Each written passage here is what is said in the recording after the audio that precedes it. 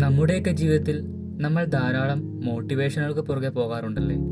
ജീവിതം എപ്പോഴെങ്കിലും ഒന്ന് താളം തെറ്റുമ്പോൾ അല്ലെങ്കിൽ ജീവിതത്തിൽ ഒന്ന് സ്റ്റക്കാകുമ്പോൾ നമ്മൾ പല മോട്ടിവേഷൻ വീഡിയോകളും പല മഹാന്മാരുടെ മോട്ടിവേഷൻ വാക്കുകളും കേട്ടുകൊണ്ട് നമുക്ക് കൈവിട്ടുപോയ ആ ഊർജ്ജത്തെ നമ്മൾ തിരികെ നേടിയെടുക്കാറുമുണ്ട്.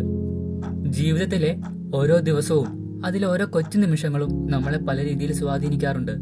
അതിൽ നമ്മൾ അറിയുന്നതും അറിയാത്തതുമായ നിരവധി ഘടകങ്ങൾ ഉണ്ടാകാം. നമ്മുടെ ജീവിതത്തെ സ്വാധീനിക്കാൻ ഒരു മനുഷ്യന്റെ ആവശ്യം വേണമെന്നില്ല. ചിലപ്പോഴൊക്കെ പ്രകൃതിയും ആ ദൗത്യം ഏറ്റെടുത്തിരിക്കും. അത്തരമൊരു സംഭവമാണ് ഞാനിന്നിവിടെ പറയുന്നത്. എല്ലാ പ്രായത്തിലുമുള്ള എല്ലാ മനുഷ്യരെയും സ്വാധീനിച്ച ഒരു സംഭവം. ഈ കഥയിലെ നായകൻ ഒരു വ്യക്തിയോ ഒരു ഇതിഹാസ കഥാപാത്രമോ അല്ല, മറിച്ച് ഒരു കുഞ്ഞു പെൻഗ്വിനാണ്.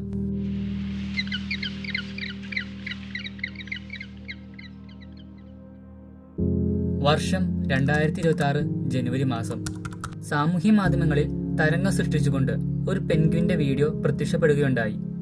ആ വീഡിയോ ഇങ്ങനെയായിരുന്നു. തന്റെ കൂട്ടത്തെ വിട്ട ഒരു കുഞ്ഞു പെൻഗ്വിൻ അങ്ങ് അകലെ കാണുന്ന ഒരു മലയെ ലക്ഷ്യമാക്കി നടന്നു നീങ്ങുകയാണ്. ഇടയ്ക്കൊന്ന് വീണു പോകുന്നുണ്ടെങ്കിൽ പോലും അതൊന്നും കാര്യമാക്കാതെ അത് ആ മലയെ ലക്ഷ്യമാക്കി പോകുകയാണ്. വെറും 1 മിനിറ്റ് താഴെ മാത്രം ദൈർഘ്യമുള്ള ഈ വീഡിയോ പിന്നീട് നാം കാണുന്നത് ലൈക്കുകൾ കൊണ്ടും ഷെയറുകൾ കൊണ്ടും മോട്ടിവേഷൻ ക്യാപ്ഷനുകൾ കൊണ്ടും ലോകത്തെ സ്വാധീനിക്കുന്നതായിട്ടാണ്. അതിൽ ഒരു ക്യാപ്ഷൻ ഇങ്ങനെയായിരുന്നു: others survived but he lived. അതെ, മറ്റുള്ളവർ അതിജീവിച്ചപ്പോൾ അവൻ ആ ജീവിതം ജീവിച്ചു തീർത്തു. മനുഷ്യൻ ആ പെൻഗ്വിനിലൂടെ മനുഷ്യ ജീവിതത്തെ തന്നെ കണ്ടു.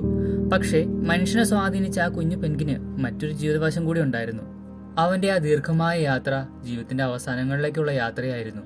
ഒരിക്കലും തിരിച്ചു വരാത്ത യാത്ര. തന്റെ കൂട്ടത്തെ ഇനി ഒരിക്കലും കാണുകയില്ലെന്നറിഞ്ഞിട്ടും എന്തുകൊണ്ടാണ് അവൻ അവസാന യാത്രയെ തെരഞ്ഞെടുത്തത്?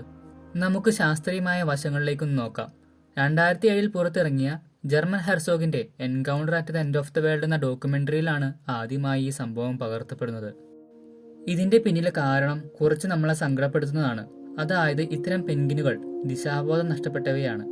ദിശാബോധം നഷ്ടപ്പെട്ടതുകൊണ്ട് തന്നെ ഇവ കൂട്ടം വിട്ട് അങ്ങ് അകലങ്ങളിലേക്ക് പോകുന്നു. ഇതിന് കാരണമായി പറയുന്നത് ഇത്തരം പെൻഗ്വിനുകൾക്ക് ചില ന്യൂറോളജിക്കൽ ഇഷ്യൂ ആവാം എന്നതാണ്.